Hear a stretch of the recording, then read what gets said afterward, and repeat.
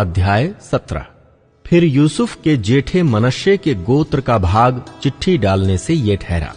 मनश्शे का जेठा पुत्र गिलाद का पिता माकीर योद्धा था, इस कारण उसके वंश को गिलाद और बाशान मिला। इसलिए ये भाग दूसरे मनश्शेइयों के लिए उनके कुलों के अनुसार ठहरा, अर्थात अबीएजेर, हेलेक, अस्रीएल, शेकेम, हेपेर और शमीदा, जो अपने अपने कुलों के अनुसार यूसुफ के पुत्र मनश्शे के वंश में के पुरुष थे। उनके अलग अलग वंशों के लिए ठहरा। परंतु हेपेर, जो गिलाद का पुत्र माकीर का पोता और मनश्शे का परपोता था, उसके पुत्र सलोफाद के बेटे नहीं बेटियां ही हुई, और उनके नाम महला, नोआ, होगला, मिल्का और तिरसा हैं।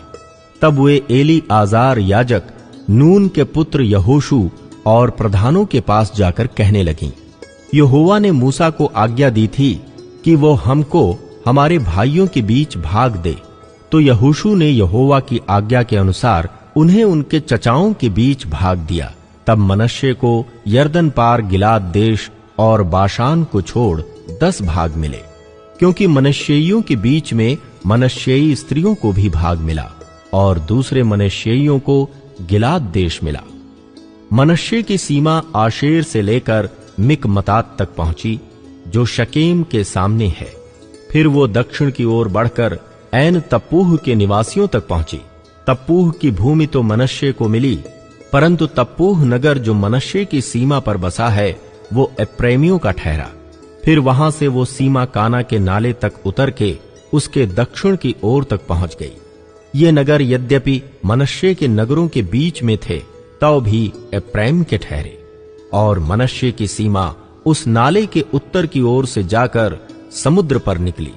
दक्षिण की ओर का देश तो एप्रैम को और उत्तर की ओर का मनश्शे को मिला, और उसकी सीमा समुद्र ठहरी। और वे उत्तर की ओर आशेर से और पूर्व की ओर इस्साकार से जा मिली। और मनश्शे को इस्साकार और आशेर अपने अपने नगरों समेत बेतशान, इबलाम और अपने नगरों समेत दोर के निवासी, और अपने नगरों समेत ऐन दोर के निवासी, और अपने नगरों समेत तानाक के निवासी, और अपने नगरों समेत मगिद्दो के निवासी, ये तीनों जो ऊंचे स्थानों पर बसे हैं मिले। परंतु मनश्शेई उन नगरों के निवासियों को उनमें से नहीं निकाल सके, इसलिए वे कनानी उस देश में बलपूर्वक बसे ही रहे। तो भी जब इस्राएली सामर्थी हो गए, तब कनानियों से बेगारी तो कराने लगे, परंतु उनको पूरी रीत से निकाल बाहर न किया। एप्रैम और मनश्शे गोत्रों द्वारा अधिक भूमि की मांग।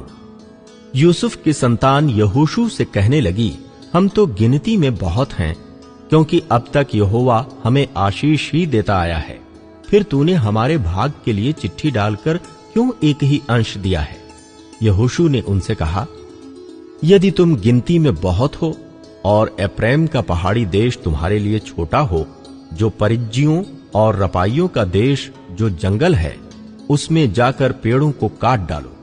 यूसुफ की संतान ने कहा, वो पहाड़ी देश हमारे लिए छोटा है, और बेतशान और उसके नगरों में रहने वाले और इज्रेल की तराई में रहने वाले जितने कनानी नीचे के देश में रहते हैं, उन सबों के पास लोहे के रथ हैं। फिर यहोशू ने क्या एप्रैमी क्या मनश्शेई अर्थात यूसुफ के सारे घराने से कहा, हाँ, तुम लोग तो गिनती में बहुत हो और तुम्हारी सामर्थ्य भी बड़ी है, इसलिए तुमको केवल एक ही भाग ना मिलेगा, पहाड़ी देश भी तुम्हारा हो जाएगा। क्योंकि वो जंगल तो है, परंतु उसके पेड़ काट डालो, तब उसके आसपास का देश भी तुम्हारा हो जाएगा। क्योंकि चाहे कनानी सामर्थी हों और उनके पास लोहे के रथ भी हों, तो भी तुम उन्हें वहां से निकाल सकोगे।